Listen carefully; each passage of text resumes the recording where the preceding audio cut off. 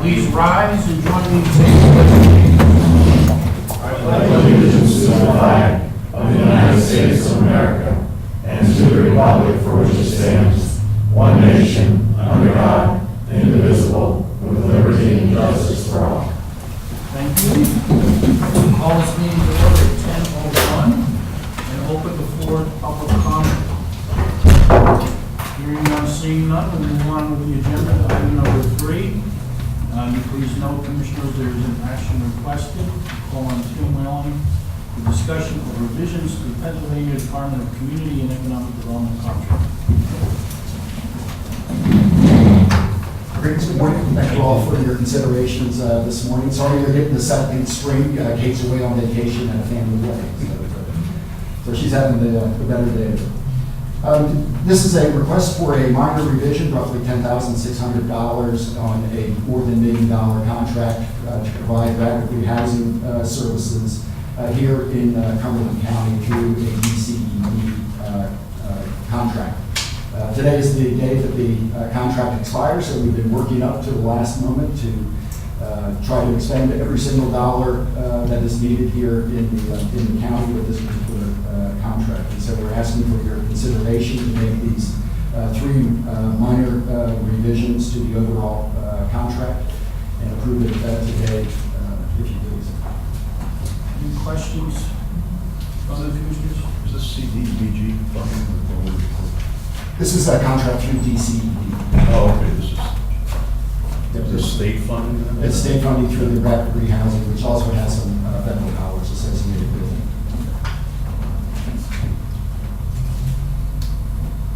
I have no questions. Is there a motion for approval? I'll make a motion to approve the budget revision. Second. A motion and a second. Any further comments, discussion on the motion? All in favor of the motion, say aye. Aye. Motion carries. Thank you. Tim. Thank you, sir. Appreciate your help. Thank you all. Thanks, Tim. Moving on to item 4, call on David Best, discussion of resolution 2017-21 regarding budget adjustments payment. Conservation District, this dirt and gravel roads, low volume roads, they're requesting to increase expenses by $137,000 for 2 projects. One of them is dirt and gravel and one is low volume roads. And Records Improvement is requesting to increase expenses by $100,000 for management services and Xerox, and that's actually the recorder of deeds, Records Improvement. Any questions or comments for Dana? Just a question, Dana. As I understand, this increase in the funding or whatever, this is not general fund budget dollars. Correct. It's already money in the bank, it's sitting there, we just need to put it in the, it's leftover money from last year. All right. Thank you. Let's move on to item 5, and call on Lisa Ryder for discussion memorandum of understanding 2016-17 and 17-18 between Cumberland County Children and Youth and the Pennsylvania Children and Youth Association. Good morning, Commissioners. I'm here to ask for approval for 2 memorandums of understanding. This is to, for PCYA to provide technical assistance for our CAP system, which is our child accounting and profile system, which is the data system that we communicate between us and the state. PCYA is going to provide technical assistance for all 56 counties as one entity instead of each individual county doing it themselves. Cumberland County's assistance or amount to be invoiced will be approximately $199 for 16-17, and for 17-18 approximately $799. Okay. Any questions for Lisa? Okay, we'll turn it over to Sandy for contract review. Thank you, Larry. Agenda item 6, revenue 1, A through C are existing contracts. Contract extensions are addendum with no additional costs or increase to the county for the following departments: Children and Youth Services Agreement, Claremont Nursing and Rehab Center Agreement, and Drug and Alcohol Agreement. Commissioners, do you have any questions or comments regarding the above-mentioned agreement? Okay, hearing none, we'll move on to agenda item 6, Roman numeral 2, and begin by calling on Lisa Ryder, who's joining us today to discuss the 3 agreements for children in need. Lisa. Good morning, Commissioners. I'm here to ask for approval for 3 contracts. The first one is alternative behavioral consultants. They provide our parenting support for our agency. They're requesting anywhere from a 1% to 3.2%, which is equivalent to 36 cents to $1.80 of an increase. Kim revamped some of her programs to make them streamline easier, and actually one of the programs is going to help save us money by revamping the system. She's also putting a lot of new safeguards in place for accountability and training and clearance requirements with her staff due to the federal mandates. Penfield Behavioral Health is the new program on here is MST Services. It's to add an interpreter to this contract. This MST is funded through evidence-based grant, so we don't usually pay a lot for this program, but if we do until the authorization is approved, then we may have to pay for it. And then Children's Aid Society, this is to add independent living classes to their contract. Are there any questions for Lisa? Thank you, Lisa. Next, we'll move on to agenda item number B and call on Bob Ritter to discuss the agreement between CNRC and Favorite Healthcare Staffing. Bob? Good morning. Favorite Healthcare Staffing would be a new vendor with a new contract. It is an additional resource for nurse staffing, primarily RNs, the minor would be LPNs and CNAs. And the rates as stated are in the range of what we were paying with other nurse staffing providers, and we're asking for approval to be able to use this company. Thank you. Are there any questions for Bob? This is the chart of the rates. Yes, sir, that's what I have. Thank you, Bob. Okay. Next, we'll move on and call Melissa Cavanelli, who's joining us today to discuss the agreement between Court Administration and CCAP. Melissa? This is the agreement for the text notification project, which is going to be discussed under item number 7. This is the agreement with CCAP to pay for the projects. So I don't know if you want me to talk about both right now, or wait till number 7. What's your preference? Commissioner? Why don't you get it all over? Okay, I can do it all over. This is the project we had presented to you guys earlier regarding sending text notifications and email notifications to defendants in the criminal justice system, reminding them of their upcoming court events. We had done research in multiple other jurisdictions, and in those other jurisdictions that have implemented this, they've seen anywhere from a 30 to 50% decrease in failure to appear bench warrants. As failure to appear bench warrants cost anywhere in the range from $1,200 to $1,400 each to issue, a reduction of 30 to 50% could be significant cost avoidance and allow us to allocate resources where they can do better use. And this has been presented to the commission? Yes. I apologize, I forget when it was. It was within the last Yeah, week or I so. recall. May 31st. May 31st? Yes. No, I think it's a good move, and, I think we should move forward with it. So you're looking for action on Monday on that. Alyssa, you did give us the numbers, but could you just go over what are your anticipated savings? We had approximately if I use 2016 numbers, we had 762 failure to appear bench warrants. Based on a conservative 30% reduction in failure to appear warrants, we could drop that to 533. I think I find the next sheet. The cost savings could be in the range to $500 to $600. Was that over? I apologize. The reduction would be those warrants in 2016 cost us around $914,000. If we get a 30% reduction in the failure to appears, we can reduce that down to 640, and you're asking me to do math. Could potentially be about 275, I'm rounding these numbers, but around $275,000 a year. And again, this is not money in pocket. I want to make that very clear. This is not a cash back alternative. This is people are currently doing this job. They will not have to do that job quite to the extent they are now, which would allow us to reallocate those resources to other areas where they are much more direly needed, and potentially put off additional hires going forward. I say potentially, but And just to reiterate, that 30% conversion rate is a conservative estimate based on experience in other states and jurisdictions. yes, 30% was the lowest reduction we saw. Many saw more in the 50% range, but we decided to go with the very conservative estimate. And again, you know, we're doing things a little differently than they are. These are very old numbers as well. Many of the studies were done when these other jurisdictions implemented 10 years ago.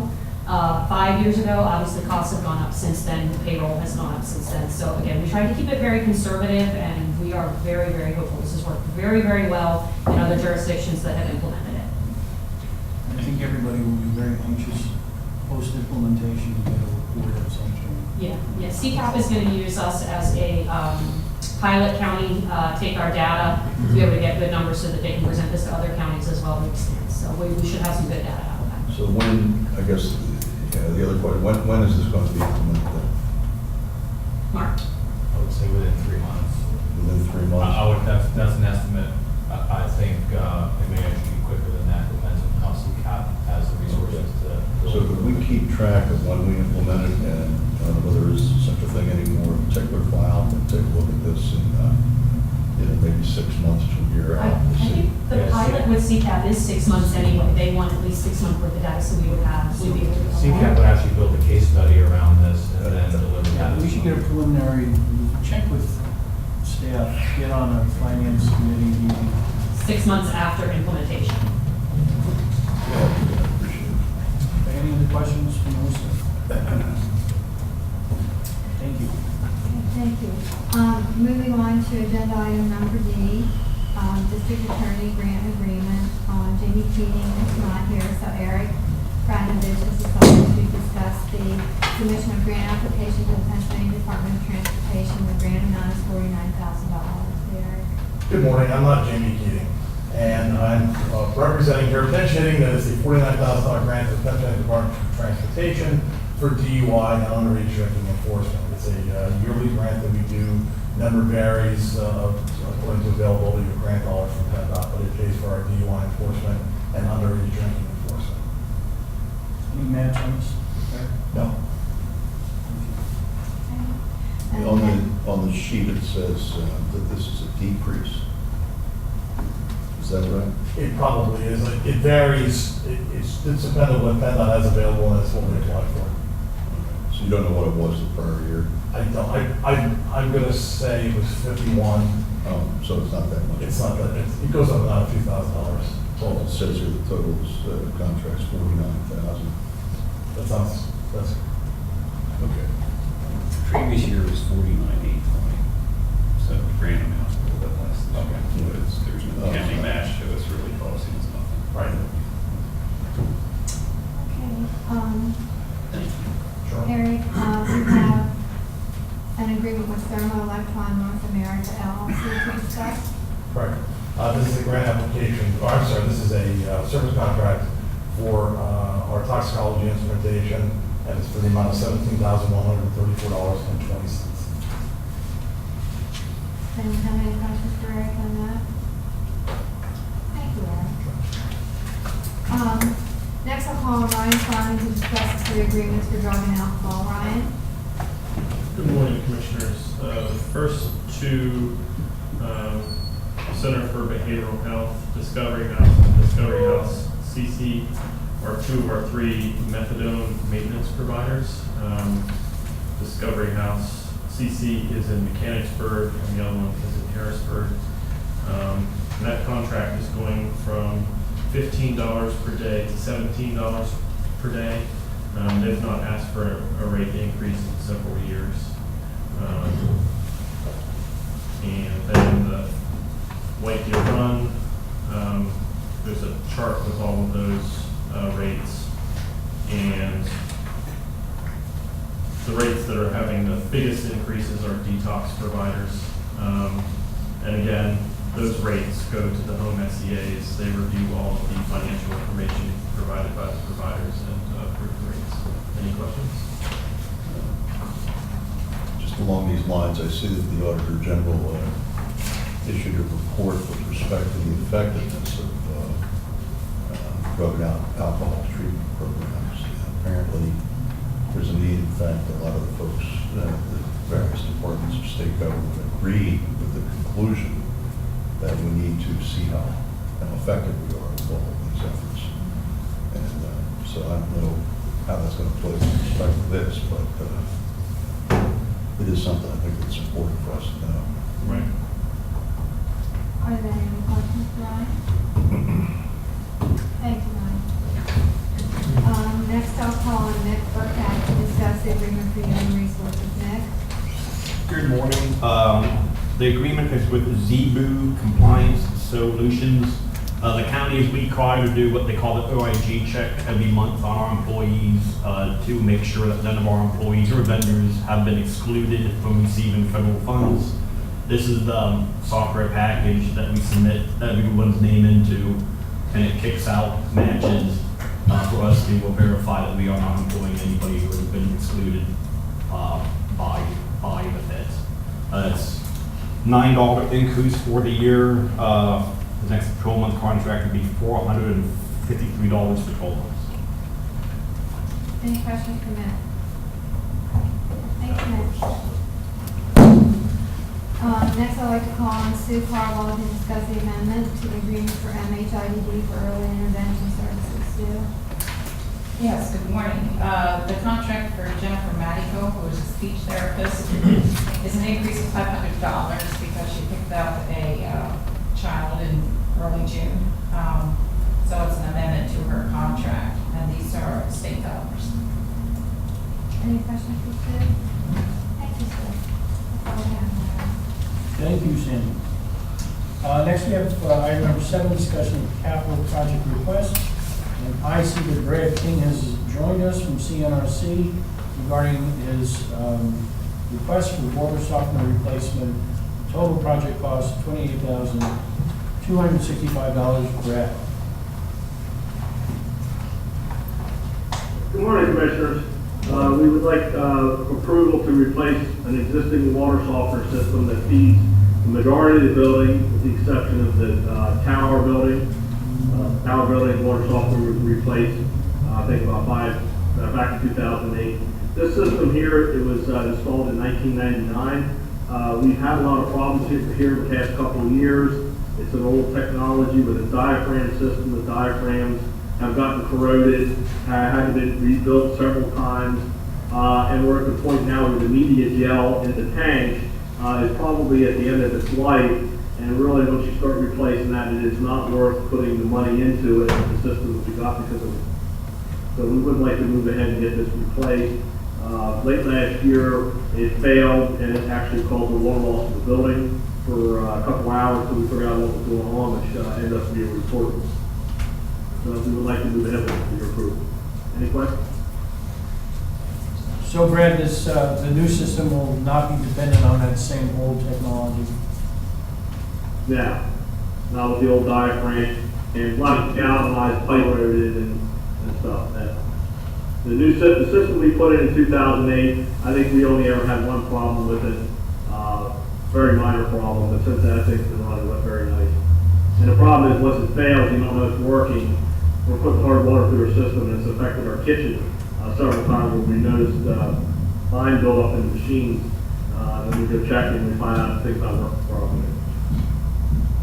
Any questions for Brad on this? So is this going to also replace then the system that serves the tower building, Brad? No. It's the way it's piped. You had to have two separate systems because of the way the pipe is. All right, and the system that serves... And this also includes removal and disposal of the old system. Okay, the system that's serving the tower building is still functioning properly? Yeah, that's the one they put in 2008 that has given us very little problems. I think that's only one time that we had to call in on that. Since it's been installed, it's been a very good system. So the technology is going to be similar to that. Okay, thank you. Okay, thanks, Brad. Barry, excuse me, did we miss an item? Thank you. Sue? No. No, Sue Glenn. Okay. I just must have missed the check. once they go to the White House, they're going to know. All right, next up is, for the Conservation District, is Vince McCollum. We'll be talking about vehicle replacement, total project cost $26,000. Vince? Good morning, Commissioners. How are you doing this morning? Good, how are you? Good. I hope your trip in our conservation district went well yesterday. We'll talk about that later. Oh, boy. All right. Here, we're seeking approval to replace one of our vehicles. We currently have a 6-vehicle fleet. The one we're looking to replace has almost 140,000 miles. We're starting to see some increased maintenance costs with it.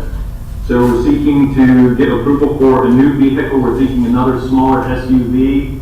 All the funds used to purchase this vehicle will be from fees generated through our NPS permitting program as well as state grant. There will be no general fund money used to purchase the vehicle. If you have any questions, I can answer them at this time. Questions for Vince? How do I get the keys back to you? Well, it's, actually, you know what? We are doing the mail run today, so we can stop up and get them. Okay, that sounds good. I think I left a receipt for breakfast on the Okay. I'll make sure I give that to Carl. Yeah, the vehicle was fine, it was just the driver. Yeah. Not sure if first gear still works either. All right, thank you, Vince. All right, thank you. Just for the record, Melissa's already presented about the court appearance notification system. We'll move on to Claudia Gardner, if she's here. Claudia, there you go. Hi, Claudia. Claudia has three. Morning, everyone. Claudia has three project requests. Southbound tower site generator, $43,484.40. ARC GIS for server enterprise, total project cost $21,485. Public safety and 911 access control, total project cost $29,296. Claudia. All right, good morning. Public safety is seeking to purchase an Omen 35 kW exterior propane generator to replace the existing generator at the Suck Mountain Tower site. The current generator is 23 years old and has been included in the annual preventative maintenance schedule since its installation. The proposed replacement generator is of comparable size and capabilities and includes a new bypass transfer switch. The pricing is PA state contract, which provides a 10% discount. We did have John Love review the quote as well. And the proposal is from our frequently used vendor, Tower Services Unlimited, for a total of $43,484.40. Any questions on that project? Claudia, I think Commissioner Ursler asked public safety meeting, but is anything going to be done with the old generator? I forget what the answer to that was. The answer to that was that it will follow the normal decommissioning process that's in place by the county. Okay. I believe that it would be offered to any other departments or any needs for facilities maintenance. I can't recall where the last one went, but I think it stayed within county for something that didn't have to be as reliable as what a tower site does. Okay, thanks. Sure. Yeah, I mean, if we could All right, use, our second project. if we could use it, no, Sorry. I was just gonna say, just, if we could use it at another facility here in the county, I think that would be a good move, you know, but if it's needed. Absolutely. Yep, absolutely. Just something that doesn't have to be as reliable as a tower site. All right, the second project is the purchase of ARC GIS enterprise license from Esri for a total of $16,485 for the initial purchase. As you may recall, Justin Smith presented at your June 14th finance meeting. He was discussing the progress toward next-gen 911 and being able to perform geospatial call routing through the state's solution of the EZNet. This is part of what is needed to continue in that forward direction. Our mapping software is the source of the GIS maps and the public safety layers of data in the computer-aided dispatch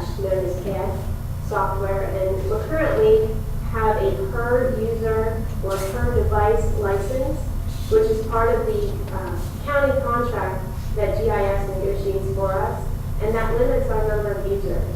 This is going to be an enterprise license that would enable us to have an unlimited number of users and allow updates to the database on a weekly basis versus a monthly basis now. Having an enterprise license will also allow GIS to push the data to our ex-mobile terminal users to provide our first responders over the secure servers, and as well as enable Justin to have the ability to provide more accurate GIS data as part of the South Central Task Force regional efforts. The price is the PA state contract for the initial cost of $16,485, as I said earlier. Annually, we pay $3,750 for a maintenance fee, and that piece will increase by $1,250 for a total of $5,000 per year as part of Justin's contract. Any questions on that project? Yeah, I do have one, Claudia. Is this eligible for the 15%? I know that there's applications out. I'm sorry, go ahead. No, I'm sorry. It is not part of the 15% eligibility funding as it is currently stated. While it seems that fits the regional priorities, it's not anywhere near the top 3 that they've outlined for the 911 funding. It is eligible for the regular 911 funding though. So this would not be general fund. Okay. All right, so you've looked at that in terms of the applications for the 15%? Yes, sir. Okay. But it's eligible for the general reimbursement to the counties from 911 funding, right? Yes. Okay. All right, thanks, Claudia. Sure. All right, we have one more. Our current access control system for our building here was installed with the construction of the building in 2009 and 10. It is a standalone system, which means it's not connected to any other county building systems. The system computers and operating software are out of date and have experienced multiple failures over the last 3 months. And it's anticipated that we'll begin to have some ancillary equipment failures, such as the cameras or some of the door controllers, in the very near future.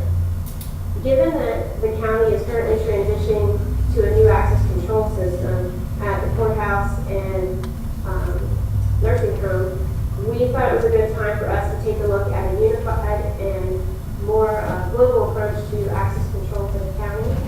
So what we're proposing, and we have discussed this with the Sheriff's Office and the Protection and Security team, we would like to integrate our access control system with the courthouse. By moving to a comprehensive solution, the county is going to gain the ability to view and control the system from multiple control points, and it will enable remote maintenance and troubleshooting. And then also it'll help to give the county a better purchasing position to have bulk purchasing for future replacements.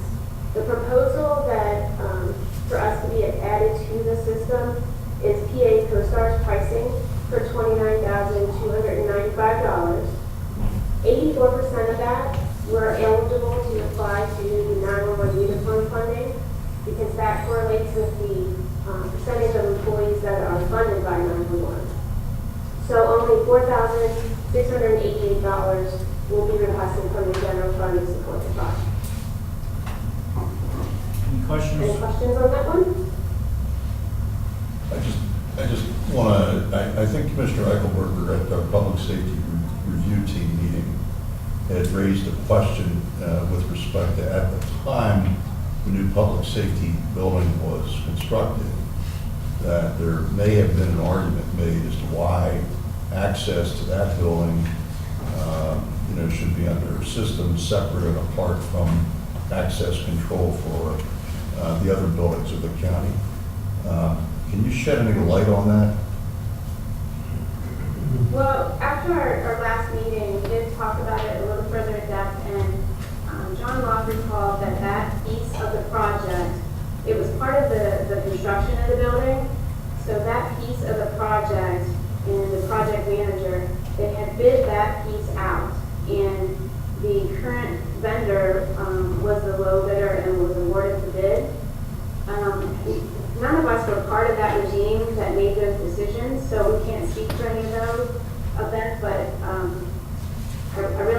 why we would consider to be separate and standalone. There's really no benefit of it. It's a greater benefit to have a regional, countywide system.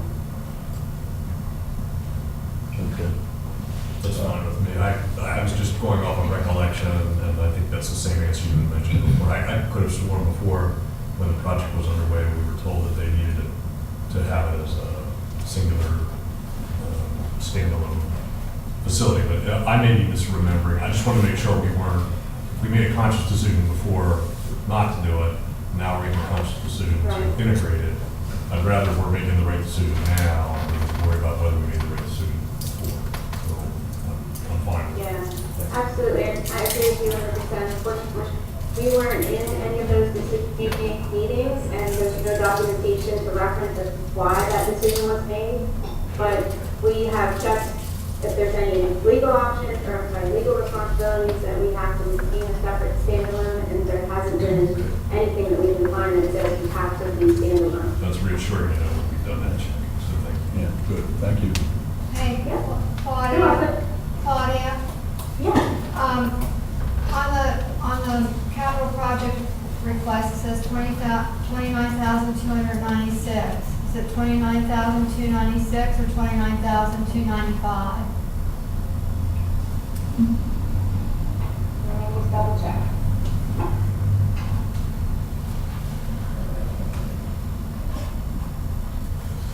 $29,295. 95? Okay, thank you. So we'll make that Yeah. correction. You're welcome. Thank you, Claudia.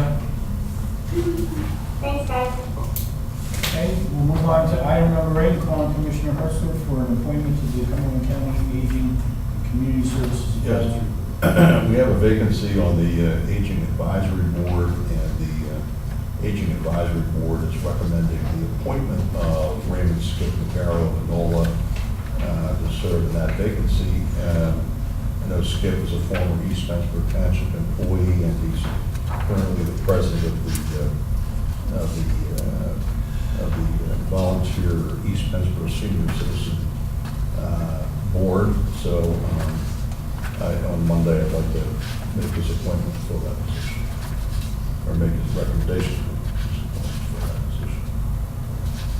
And this is for a 3-year term, commencing July 17th, 2017, expiring December 31st, 2019. That's correct. Any questions or comments from Commissioner Hertzler? Thank you. We'll do Commissioner's liaison reports, and we'll start with Chairman.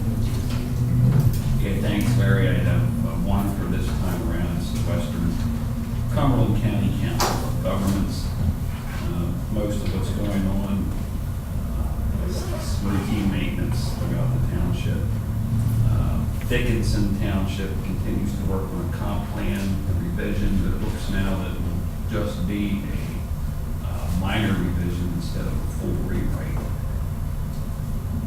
There is a committee getting together with some reps from CADIC to get a group together to see if they can somehow get natural gas into the western part of the county. The goal is to hopefully attract some type of manufacturing facility out there at some point in time. Before I forget, there will be no meeting in August, but one item that was brought up, and I need to research it just a little bit. Apparently, there is a piece of legislation over in Harrisburg, House Bill 1469, that deals with the Pennsylvania Construction Code and treatment of third-party agencies for inspections. The COG is against this legislation. They're going to be reaching out to their representatives. It deals something with additional fees, I believe, that can be charged. Apparently, what I'm hearing is the Builders Association is behind this. Doesn't mean it's necessarily good or bad, but I want to get some more information on this, and I'll report that back to you all here very shortly. And that's all I have. Any questions or comments, Chairman DeFilippo? Thank you. Commissioner Hertzler. Yeah, just a couple of things. The Affordable Housing Trust Fund Board met on Tuesday afternoon, And there was the release of a housing needs assessment report that was prepared for the county's housing and redevelopment authorities by the Department of Social Work and Gerontology at Shippensburg University. The work and data collection was done as a class project by students at Shippensburg University, and I've shared a copy with my colleagues and our Director of Planning for their perusal. Year to date, 17 families in the county have been assisted with the purchase of their first home. For the most part, they receive $5,000 each to help go toward closing costs. This is under our affordable housing program here in Cumberland County. Since the inception of the program in 1998, over 660 families now in the county have been helped with the purchase of a first home.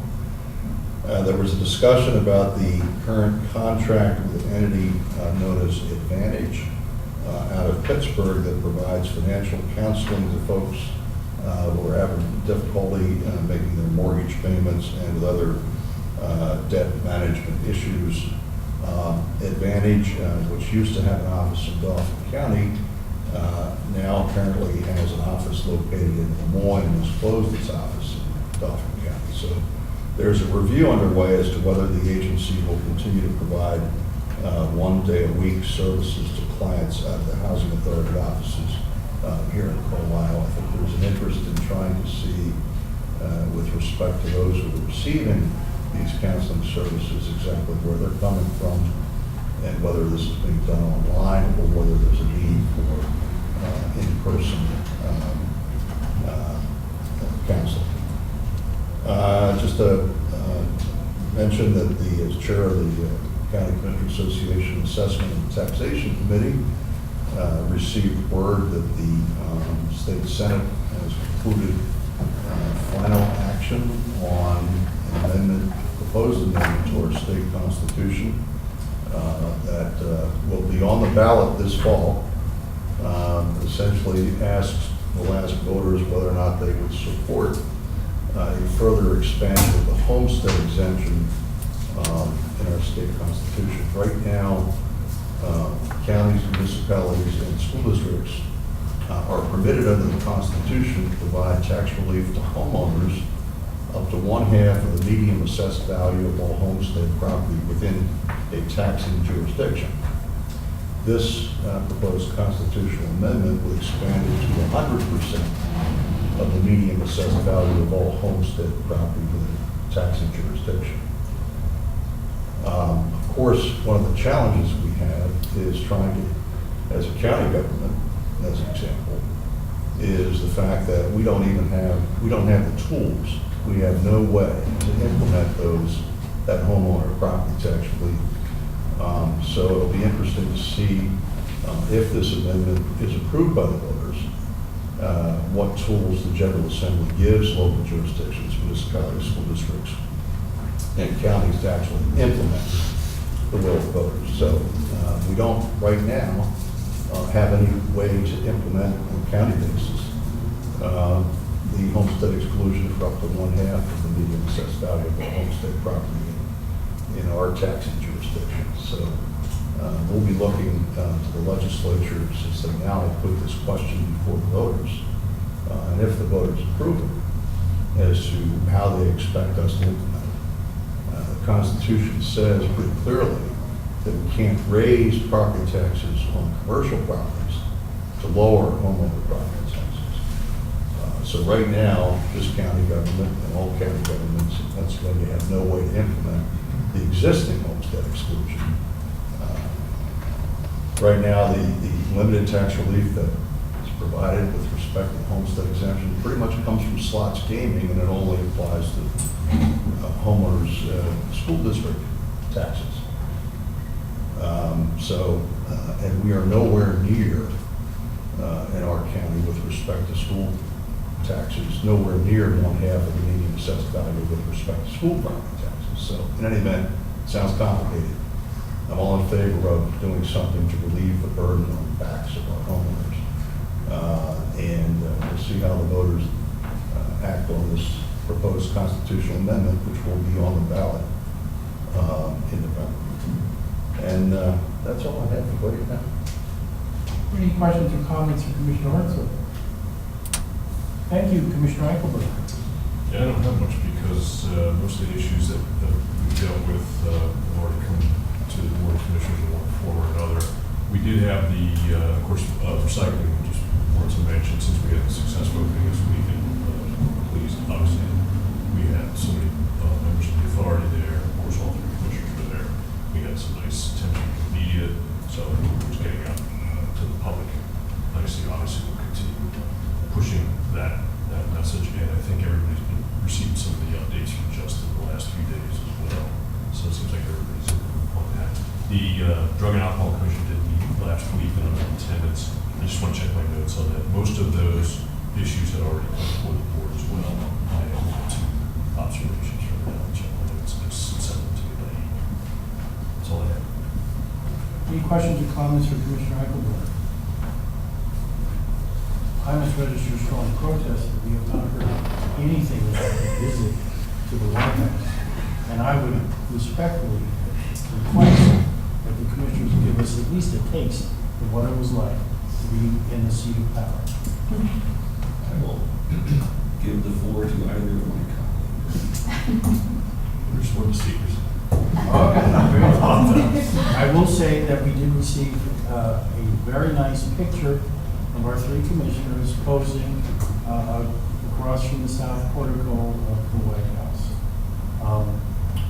And there were no handcuffs involved. I will say one thing is they put new security procedures, and they could actually move the gate back to the south. And apparently they've enforced it pretty strongly. Folks, it was hotter than hell yesterday. And we're walking around in our suits like our tongues dragging on the ground, but it was, I haven't been to Washington DC since I was a little kid, and it has changed. Gary's right, there is bars up everywhere, fences everywhere. We had to walk all kinds of zigzags to get to where we had to go. I've never seen sidewalk compliance enforced with an AR-15 before. Yeah, we tried to jump a little chain fence, and within 3 seconds, I wanted to get a the video. guns were up. I wanted to get a video of that, but Go ahead, no, I'll tell you what, I probably lost about 10 pounds of sweat yesterday, but I mean, it was hot, and you know, I don't know how many different checkpoints we had to go through, and waiting out in the sun and walking around, getting there, but it was a challenge. But I thought, you know, it is a shame. I mean, it's the people's White House, and there's fences and guards, you know, all over the place, and it's unfortunate that in the day and age that we live, that, you know, we have to have all that, but it's understandable.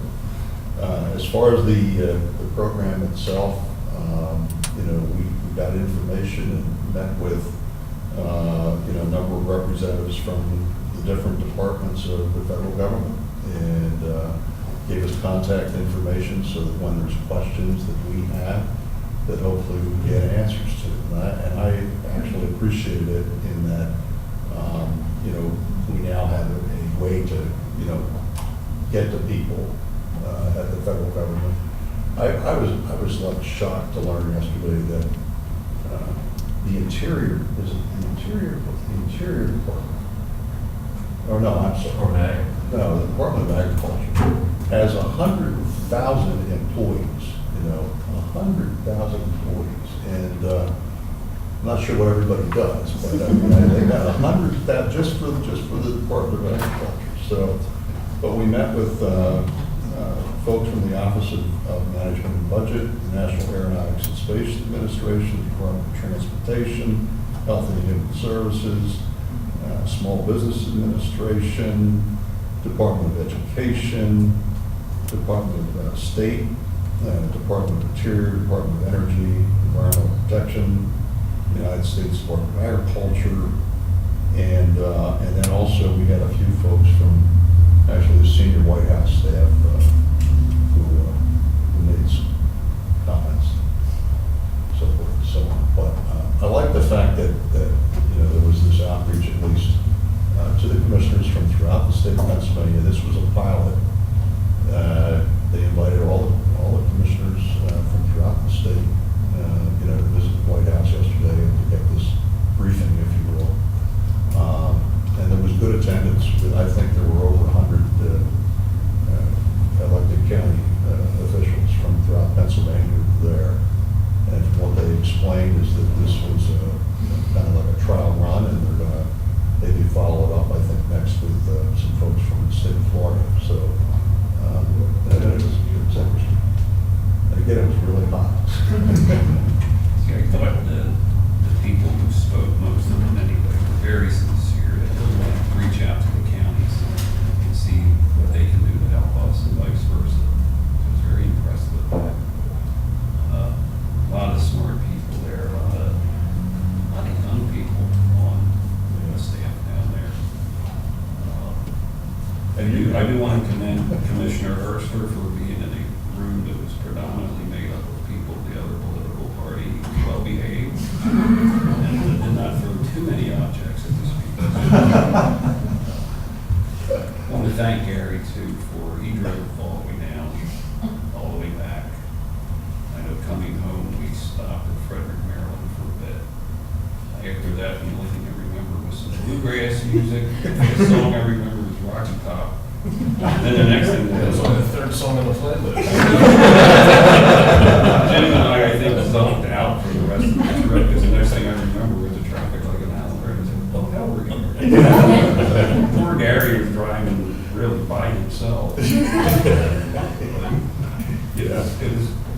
was a very... I think I woke up like 35 minutes before we got down the road. I'm sorry. I didn't. I'm sorry. I woke up just for a minute and then fell back to sleep. The next thing I know is that, like, we're here. Okay, good. So we didn't really help Gary stay awake. But I mean, they drive many, many times late at night when my wife was living in DC and I was up here, so it was kind of slide overhead rumble strip. None of that this time. I don't know for sure, you guys, but I think Cumberland County may have been the only county that had all their commissioners. Yeah, that's true.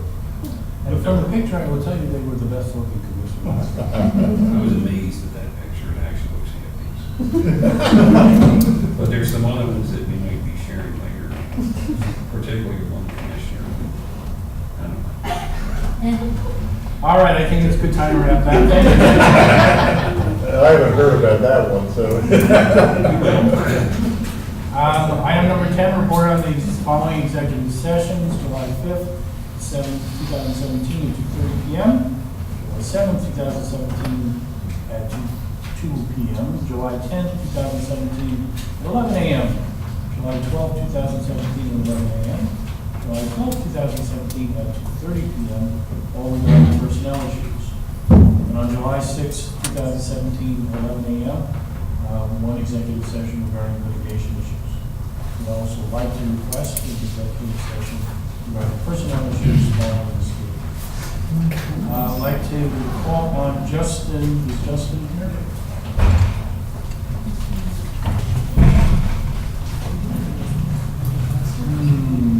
There you go. So we're on the other business part of the meeting, Justin, and you're up with the Pennsylvania Cleanways. Yes, Commissioner, you should have in front of you a letter submitted by PA Cleanways in Cumberland County.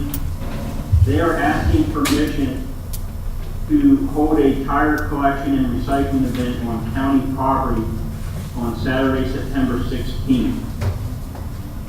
This is part of there's 4 other, PA Cleanways of Cumberland County is an affiliate of the state organization of Pennsylvania Cleanways. 4 other affiliates do an annual Tire Wars event. It's Perry County, Huntington, Mifflin, and Juniata.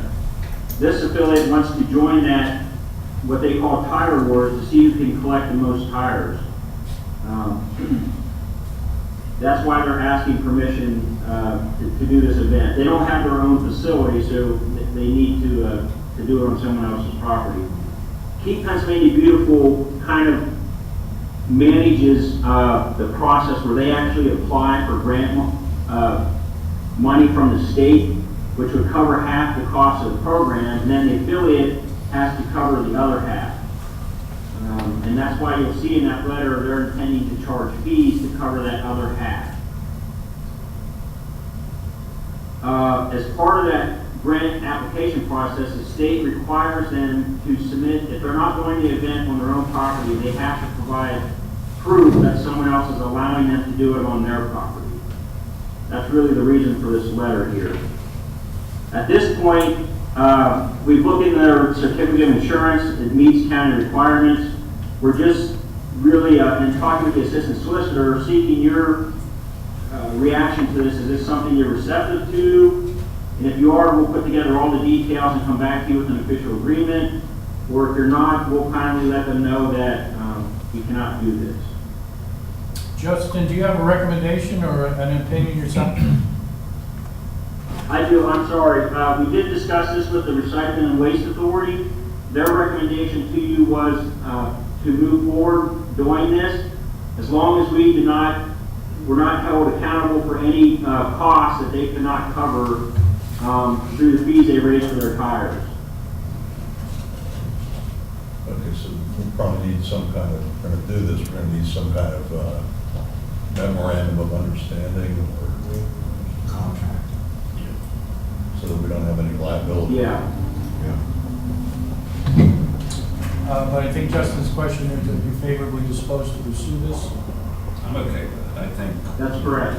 tires, you know, certainly are an eyesore. If we can get rid of as many as we can, I think that's a good thing, especially if we're not, we can legally do so without any harm. Otherwise, people will start putting them in their television sets. Well, yeah. And that's the other matter, Justin, I mean, the trash haulers don't take tires anymore, right? Yeah, full tires are not allowed to go into a landfill. They can't go into an incinerator. And some of the members on our authority board are in the waste industry, and they said, as Vince mentioned, they still see tires as a problem out there.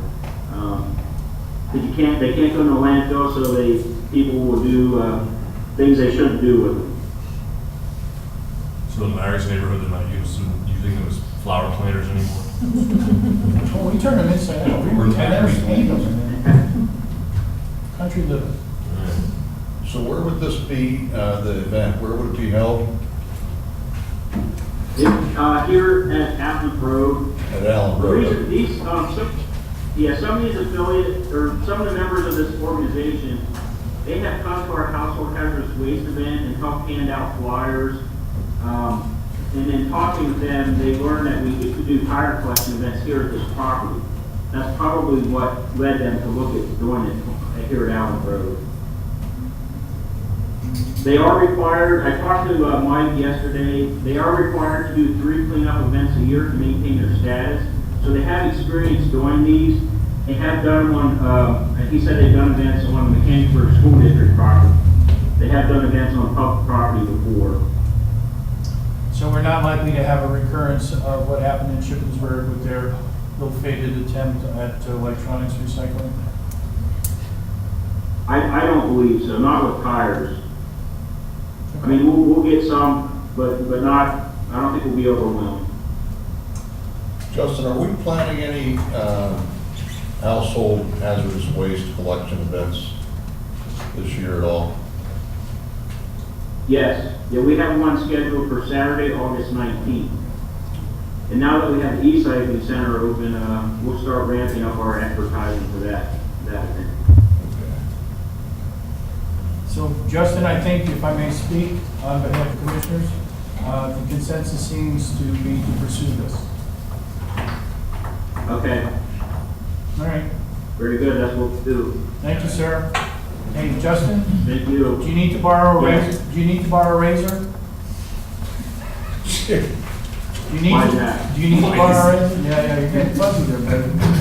Okay, thank you, I had Justin. time to shave. Yeah, boy. Good answer. That's what we like. Is there any other business See ya. to bring in front of the board of the commission? Hearing none, we're adjourned.